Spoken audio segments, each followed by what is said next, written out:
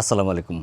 আজকের ভিডিওতে আমরা জানব আবগারি শুল্ক কী, কখন ব্যাংক থেকে আবগারি শুল্ক কাটা হয়, কেন কাটা হয়, কত টাকা হারে আবগারি শুল্ক কাটা হয় এবং এই আবগারি শুল্ক কাটার নিয়ম কী, এসব বিষয়ে একেবারেই বিস্তারিত।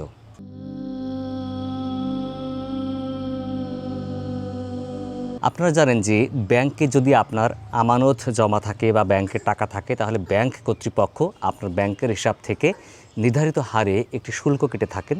সেই শুল্কটাকে বলা হয় মূলত আবগারি শুল্ক। আবগারি শুল্ক কেটে থাকে মূলত বাংলাদেশ এনবিআর বা রাজস্ব বোর্ড কর্তৃপক্ষ, আর এই কাটার কার্যক্রমটা নিশ্চিত করে থাকে ব্যাংক কর্তৃপক্ষ। মূলত এই টাকার কোনো অংশই ব্যাংক পায় না, পায় হচ্ছে সরকার। আবগারি শুল্ক মূলত এক প্রকারের পরোক্ষ কর, যা সরকার বাংলাদেশের মানুষের কাছ থেকে কোনো সেবা প্রদান, কোনো কিছু ক্রয় বা কোনো সার্ভিস নেবার জন্যে এই আবগারি শুল্ক কেটে থাকেন। 2025-26 অর্থ বছরের বাজেট ঘোষণার পর থেকে এই আবগারি শুল্ক কাটা হবে হচ্ছে, আগে ছিল 1 লক্ষ টাকার অধিক জমা থাকলে, অর্থাৎ 1,01,000 টাকা জমা থাকলেই আপনার আবগারি শুল্ক দেওয়া লাগতো, আর এখন 3,01,000 টাকা আপনার অ্যাকাউন্টে জমা থাকলেই আপনাকে আবগারি শুল্ক দেওয়া লাগবে।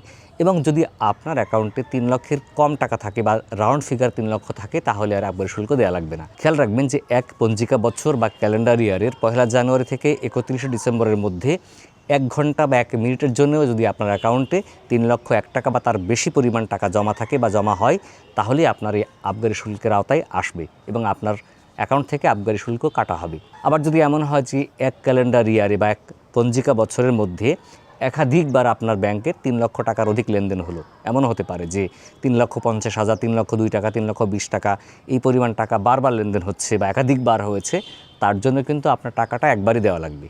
অর্থাৎ বারবার লেনদেন হলো বলে বারবার এই টাকাটা ধার্য করা হবে না। খেয়াল রাখতে হবে যে আপনার যে স্ল্যাবটা আমরা বললাম, এই স্ল্যাব অনুযায়ী যদি আপনার এক অর্থ বছরে একবার লেনদেন হয়, তাও যে টাকা দিতে হবে, বা বারবার বা একাধিকবার লেনদেন হলেও এই ঠিক একই হারে আপনার আবগারি শুল্ক ধার্য করা হবে বা কর্তন করা হবে। আপনার যদি একাধিক অ্যাকাউন্ট থাকে, যদি 5টা বা 6টা বা 10টা অ্যাকাউন্ট থাকে 10টা ব্যাংকে, এবং সব ব্যাংকেই যদি একই হারে টাকার পরিমাণ থাকে, তারপরও আপনার প্রত্যেকটা ব্যাংকে আলাদা আলাদাভাবে আবগারি শুল্ক দেওয়া লাগবে। এখন আমরা জানব যে 3 লক্ষ টাকা থেকে শুরু করে সর্বোচ্চ কত টাকার পর্যন্ত এবং কত টাকা হারে আপনার আবগারি শুল্কটা দেওয়া লাগবে। আপনার হিসাবে যদি বছরের যে কোনো সময় 3 লাখ টাকা পর্যন্ত থাকে, তাহলে কোনো আবগারি শুল্ক কাটা হবে না। 3,01,000 টাকা থেকে 5 লাখ টাকা পর্যন্ত যদি থাকে, তাহলে 150 টাকা কাটা হবে। 5,01,000 টাকা থেকে 10 লাখ টাকা পর্যন্ত হলে 500 টাকা, 10,01,000 টাকা থেকে 50 লাখ টাকা পর্যন্ত হলে 3,000 টাকা, 50,01,000 টাকা থেকে 1 কোটি টাকা পর্যন্ত হলে 5,000 টাকা, 1,01,000 টাকা থেকে 2 কোটি টাকা পর্যন্ত হলে 10,000 টাকা, 2,01,000 টাকা থেকে 5 কোটি টাকা পর্যন্ত হলে 20,000 টাকা, এবং 5 কোটি টাকার বেশি যত পরিমাণ টাকায় থাক না কেন, আপনার বছরে 50,000 টাকা আবগারি শুল্ক দেওয়া লাগবে। অর্থাৎ এই তথ্য থেকে আমরা জানলাম, আপনার ব্যাংকে যদি 3 লক্ষ টাকা মানে একদম রাউন্ড ফিগার থাকে বা তার কম থাকে, তাহলে আবগারি শুল্ক দেওয়া লাগবে না। আপনার জন্য আবগারি শুল্ক ধার্য করা হবে যদি 3,01,000 টাকার অধিক অ্যাকাউন্টে টাকা থাকে তখন, এবং এই হারটা নির্ধারণ আছে স্ল্যাব অনুযায়ী।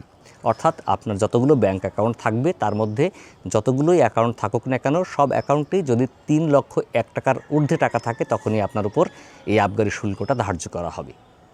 এখন প্রশ্ন হলো যে কখন আপনার এই আবগারি শুল্কটা কাটা হবে। এটা ব্যাংকের উপর মূলত নির্ভর করে। তারপর অ্যাভারেজে প্রতি ক্যালেন্ডার ইয়ারের সর্বশেষ দিন, অর্থাৎ ডিসেম্বরের শেষ সপ্তাহে বা শেষ দিনে বা শেষ কর্মদিবসে আপনার ব্যাংক থেকে আবগারি শুল্ক কেটে নেওয়া হবে। এবং যখন এই টাকাটা কেটে নেওয়া হবে, তখন কিন্তু আপনার মোবাইলে একটি SMS আসবে। একই সাথে ব্যাংক ভেদে আবার এমনও হতে পারে যে কোনো ব্যাংক আপনার এই আবগারি শুল্কটা জানুয়ারির প্রথম সপ্তাহে বা জানুয়ারির প্রথম কর্মদিবসেও কাটতে পারে। এই টাকা কিন্তু ব্যাংক কর্তৃপক্ষ পায় না, আমি আবারও বলছি, এই টাকাটা পেয়ে থাকে সম্পূর্ণরূপেই বাংলাদেশ সরকার। এই তথ্যসূত্রের লিঙ্ক থাকবে ডিসক্রিপশনে, সেখান থেকে আপনারা নিজেরাও দেখে নিতে পারবেন। তো বন্ধুরা, আজকে পর্যন্তই, দেখাবে পরবর্তীতে আবার অন্য কোনো গুরুত্বপূর্ণ বিষয় নিয়ে। ততদিন ভালো থাকবেন। আমাদের ভিডিও ভালো লাগলে শেয়ার করে অন্যকে দেখার সুযোগ করে দিবেন। যারা ফেসবুকে আমাদের ভিডিও দেখছেন, আমাদের চ্যানেলকে লাইক ফলো করে সাথে থাকবেন, আর ইউটিউবে ভিডিও দেখলে অবশ্যই আমাদের চ্যানেলকে সাবস্ক্রাইব করবেন। আল্লাহ হাফেজ, আসসালামু আলাইকুম।